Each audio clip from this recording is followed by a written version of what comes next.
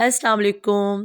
اگر ویورز آپ لوگ پالک کو اسی طرح سے فریش رکھنا چاہتے ہیں جس طرح سے آپ جو ہے وہ مارکیٹ سے لے کر آتے ہیں، تو بہت ہی ایزی وے ہے اس کو بالکل فریش رکھنے کے لیے۔ نہ تو ہمیں اس کو فریز کرنا ہے، نہ ہم نے اس کو سٹور کرنا ہے، نہ اس کو ڈرائی کرنا ہے، اور نہ ویورز ہم نے اس کا پیسٹ بنانا ہے۔ جسٹ پالک کو اچھی طرح سے آپ نے صاف کرنا ہے اور اس کے ڈنڈل جو ہے وہ اس طرح سے کاٹ دینے ہیں۔ باقی پالک جو ہے آپ اس کو کاٹ لیجئے گا اس طریقے سے جس طرح سے میں نے کاٹی ہے۔ اگر آپ پکوڑوں کے لیے استعمال کرنا چاہتے ہیں تو آپ تھوڑا موٹا بھی کاٹ سکتے ہیں۔ اگر آپ سبزی وغیرہ کے لیے یا ویسے کاٹ کر رکھنا چاہتے ہیں تو آپ جتنا باریک چاہیں اتنا اس کو کاٹ کر رکھ سکتے ہیں۔ تو بس 5 کلو پالک تھی، اس کو میں نے اچھے سے صاف کیا اور اس طرح سے میں نے کاٹ لیا۔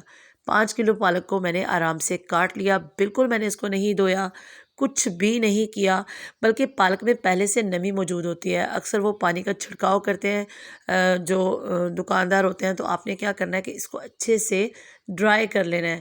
تھوڑی دیر اس کو باہر پڑا رہنے دیں تاکہ یہ اچھے سے ڈرائی ہو جائے۔ اور اب آپ اس طرح کے شاپر لیں، شاپر بالکل ڈرائی ہونے چاہیے، اور ان میں آپ جو ہے وہ اس طرح سے پالک کو ایڈ کر دیں۔ 3 سے 4 شاپر میں آپ 5 کلو پالک کو ایڈ کر کے رکھ لیں۔ فریج میں رکھنا ہے آپ نے، فریزر میں نہیں رکھنا۔ اور ورس دیکھیے گا، اگر آپ کا فریج اچھے سے کام کرتا ہے، آپ نے اس کو پراپر آن رکھا ہوا ہے، تو انشاءاللہ آپ کی پالک بالکل بھی خراب نہیں ہوگی۔ تو ورس جسٹ اس کو اس طرح سے گرہا لگائیں گے اور ویورز اس کو ہم فریج میں رکھ دیں گے۔ بہت ہی ایزی وے ہے ویورز، اور اس طریقے سے دیکھیں آپ کا برڈن بھی بہت کم ہو جاتا ہے۔ اگر آپ ورکنگ وومن ہیں تو آپ ایک دن آرام سے پالک کو صاف کریں، اس کو کاٹیں اور اس طرح سے آپ شاپر میں ڈال کر فریج میں رکھ دیں۔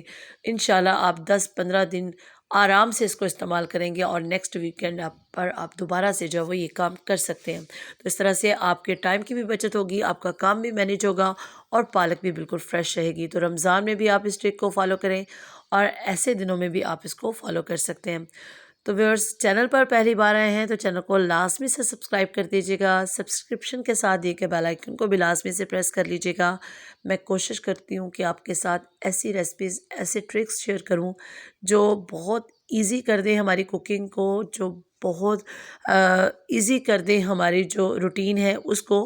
اور ویورز آپ ان کو فالو کیجیے گا۔ اگر آپ کو یہ اچھے لگیں تو چینل کو لازمی سے جو ہے وہ سبسکرائب کر لیجیے گا، اور اس کو اپنے فرینڈز اور فیملی میں شیئر بھی کیجیے گا۔